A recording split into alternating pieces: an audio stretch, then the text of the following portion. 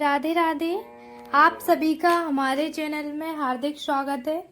आज हम बात करने वाले हैं एक ऐसे ज्योतिष विषय की जिसके बारे में लोगों के मन में बहुत अधिक जिज्ञासा भी है और कई बार डर भी पैदा हो जाता है। यह विषय है काल सर्प दोष। तो आज हम जानेंगे कि काल सर्प दोष क्या होता है, कुंडली में काल सर्प दोष किस प्रकार से बनता है और काल सर्प दोष कितने प्रकार के होते हैं, काल सर्प दोष का व्यक्ति के ऊपर क्या प्रभाव होता है। तो ये सारी चीजें आज की इस वीडियो में हम विस्तृत रूप से जानने वाले हैं। यदि आप वास्तविकता में जानना चाहते हैं काल सर्प दोष के बारे में, कुंडली से जुड़ी जानकारी, ज्योतिष शास्त्र से जुड़ी जानकारी प्राप्त करना चाहते हैं तो वीडियो को अंत तक अवश्य देखें। अक्सर लोग सुनते हैं कि उनकी कुंडली में काल सर्प दोष है और फिर वे सोचने लगते हैं कि अब जीवन में केवल परेशानियां ही रहेंगी, लेकिन क्या वास्तव में ऐसा है? तो आज की इस वीडियो में हम जानेंगे। सबसे पहले एक महत्वपूर्ण बात, इस वीडियो में बताई गई जानकारी पारंपरिक वैदिक ज्योतिष की मान्यताओं पर आधारित है। किसी भी व्यक्ति के जीवन का विश्लेषण केवल काल सर्प दोष देखकर नहीं किया जा सकता है। पूरे जन्म कुंडली, ग्रहों की स्थिति, दशा, अंतर्दशा और अन्य शुभ अशुभ योगों का अध्ययन करना आवश्यक होता है। तो सबसे पहले हम जानते हैं कि काल सर्प दोष क्या है। मान्यता है वैदिक ज्योतिष में राहु और केतु को छाया ग्रह कहा जाता है। जन्म कुंडली में सूर्य, चंद्रमा, मंगल, बुध, गुरु, शुक्र और शनि, ये सातों ग्रह राहु और केतु के बीच में आ जाते हैं। तब कई ज्योतिषीय परंपराओं में इसे काल सर्प दोष या फिर काल सर्प योग कहा जाता है। कुछ विद्वान इसे योग कहते हैं और कुछ लोग इसे दोष कहते हैं, लेकिन एक प्रकार से काल सर्प दोष ही होता है। यदि व्यक्ति की कुंडली में उपस्थित है तो इसे हम दोष कहते हैं और इसके कारण व्यक्ति के जीवन में बहुत सारी परेशानियां भी उत्पन्न होती हैं, इसीलिए हम इसको दोष ही कहेंगे। तो जैसा कि मैंने आपको पिछली वीडियो में बताया था काल सर्प दोष के प्रकार, तो यहाँ पर हम प्रकार के बारे में भी विस्तार से चर्चा करेंगे। तो पहला काल सर्प दोष का प्रकार होता है अनंत नामक काल सर्प दोष।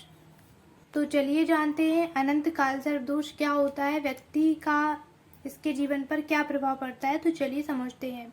जब राहु प्रथम भाव में और केतु सप्तम भाव में स्थित हो, तब अन्य ग्रह उनके बीच में हो, तब अनंत काल सर्प की स्थिति मानी जाती है।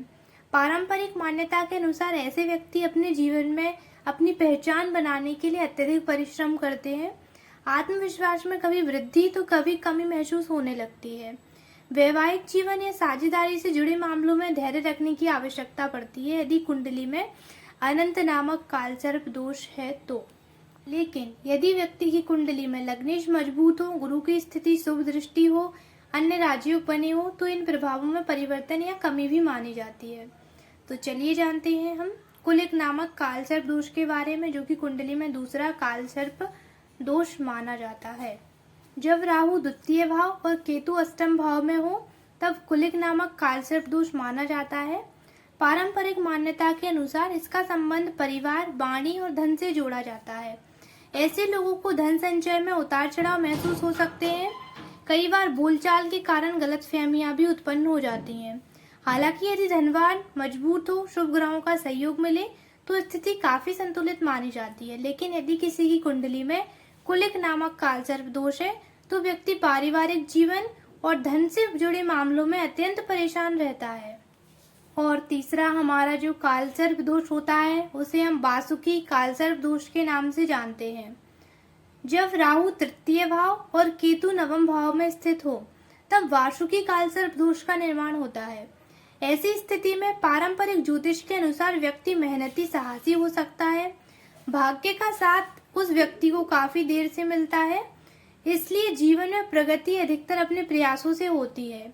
भाई बहनों या गुरुजनों के साथ विचारों में मतभेद उत्पन्न होता है। यदि किसी की कुंडली में कुलिक नामक काल सर्प दोष है तो भाई बहनों के साथ, गुरुजनों के साथ अच्छे संबंध नहीं रहते हैं। लेकिन यदि नवम भाव मजबूत हो या गुरु शुभ स्थिति में हो तो भाग्य का सहयोग भी व्यक्ति को अच्छा मिलता है। तो मित्रों, ये थे काल सर्प दोष के 3 प्रकार। अब हम जानते हैं शंखपाल, पद्म और महापद्म काल सर्प दोष के बारे में विस्तार से। कुंडली में जो शंखपाल नामक काल सर्प दोष होता है वो कुछ इस प्रकार से बनता है। जब जन्म कुंडली में राहु चतुर्थ भाव में और केतु दसम भाव में स्थित हो, तथा अन्य सभी ग्रह इनके बीच में हो तब इसे शंखपाल कालसर्प दोष कहा जाता है। पारंपरिक ज्योतिष के अनुसार चतुर्थ भाव माता, घर, भूमि, वाहन और सुख मानसिक स्थिति का भाव माना जाता है, जबकि दशम भाव कर्म, व्यवसाय और सामाजिक प्रतिष्ठा का होता है। ऐसी स्थिति में कुछ लोगों को परिवार से जुड़ी परिस्थितियों में उतार चढ़ाव का अनुभव हो सकता है। नौकरी या व्यवसाय में बार बार परिवर्तन की स्थिति बन जाती है। मानसिक शांति बहुत कम व्यक्ति के जीवन में होती है और संतुलन निर्णय लेने में भी परेशानियां बन जाती हैं।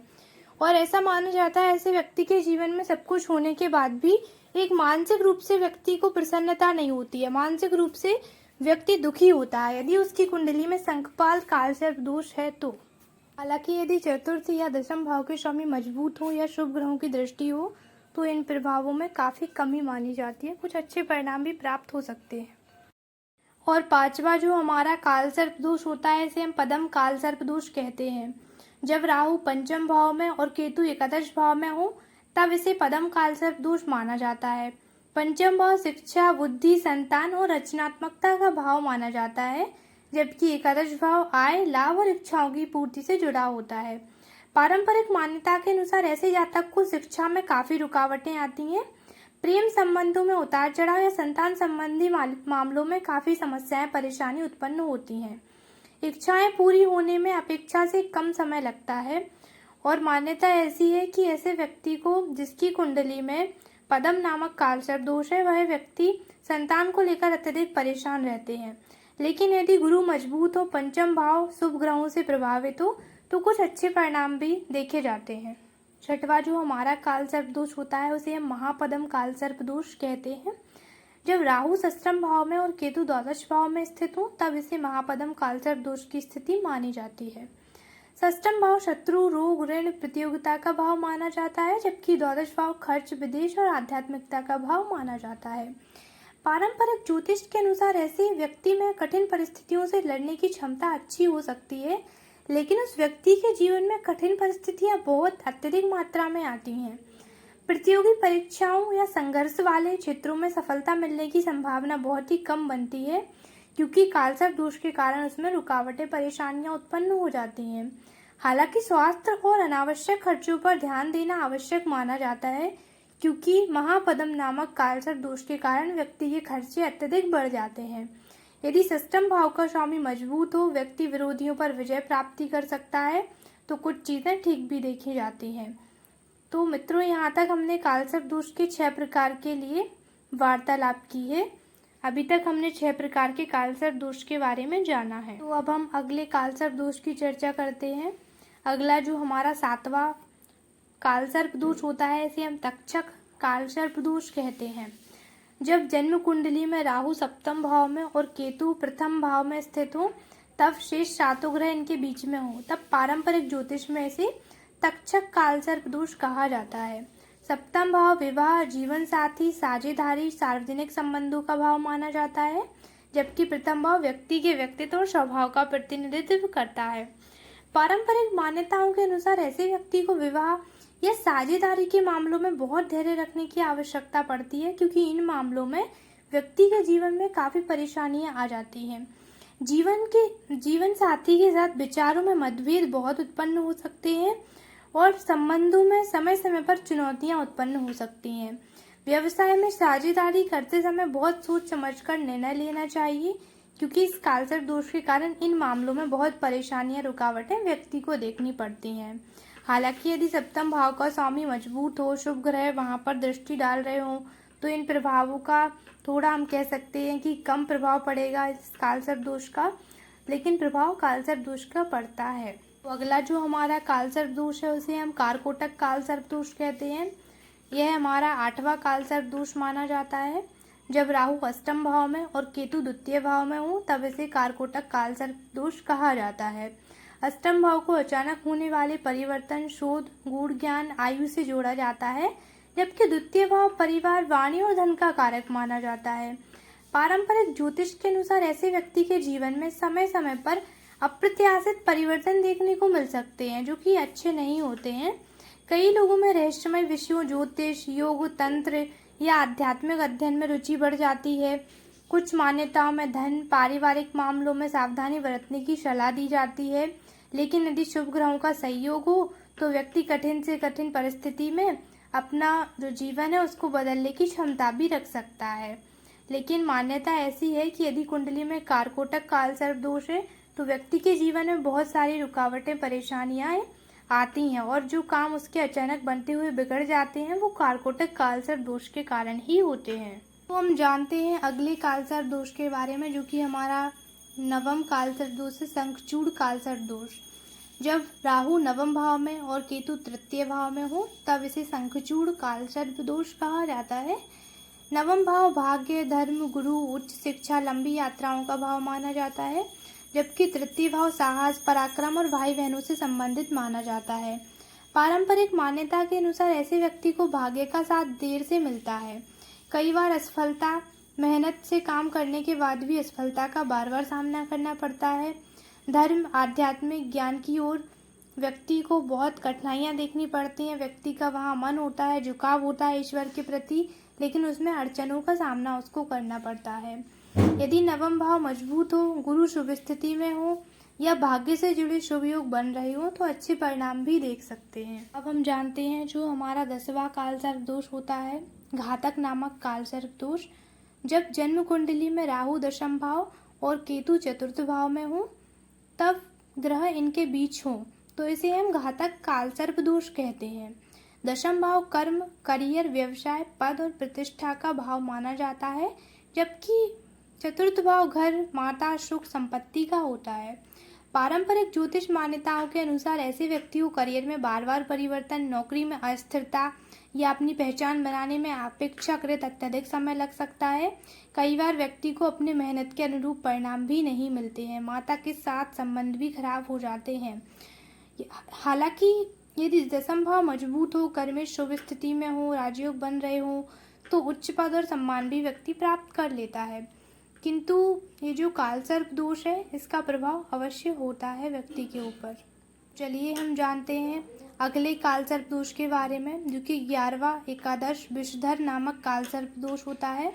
जब राहु एकादश भाव में और केतु पंचम भाव में स्थित हो तो इसे हम विषधर काल सर्प दोष कहते हैं। एकादश भाव लाभ, आय, मित्र और इच्छाओं की पूर्ति का माना जाता है, जबकि पंचम भाव शिक्षा, बुद्धि, संतान और रचनात्मकता का भाव होता है। पारंपरिक मान्यता के अनुसार आय के अवसर मिल सकते हैं, लेकिन उसमें उतार चढ़ाव अत्यधिक आएगा। मित्रों का चुनाव सोच समझ कर करना लाभदायक होगा, क्योंकि यदि किसी की कुंडली में विषधर नामक काल सर्प दोष है तो मित्र अपना काम बनाने वाले व्यक्ति को धोखा देने वाले ही मिलेंगे। इसीलिए ऐसे मामलों में सावधानी बरतनी चाहिए। शिक्षा या संतान से जुड़े मामलों में धैर्य रखने की आवश्यकता पड़ सकती है। यदि पंचम भाव और गुरु मजबूत हो तो इन प्रभावों को हम कम कर सकते हैं। तो अगले काल सर्प दोष के बारे में हम चर्चा करते हैं, जो कि हमारा अंतिम काल सर्प दोष है, जिसे हम शेषनाग काल सर्प दोष कहते हैं। यह कुंडली में 12वां काल सर्प दोष होता है। इसे शेषनाग काल सर्प दोष के नाम से जाना जाता है। जब राहु द्वादश भाव और केतु षष्ठम भाव में स्थित हो तब इसे शेषनाग नामक काल सर्प दोष बनने की स्थिति उत्पन्न हो जाती है। द्वादश भाव जैसा कि हमारा खर्च, विदेश, एकांत, आध्यात्मिकता का भाव माना जाता है, जबकि षष्ठम भाव रोग, ऋण, शत्रु और प्रतियोगिता का भाव होता है।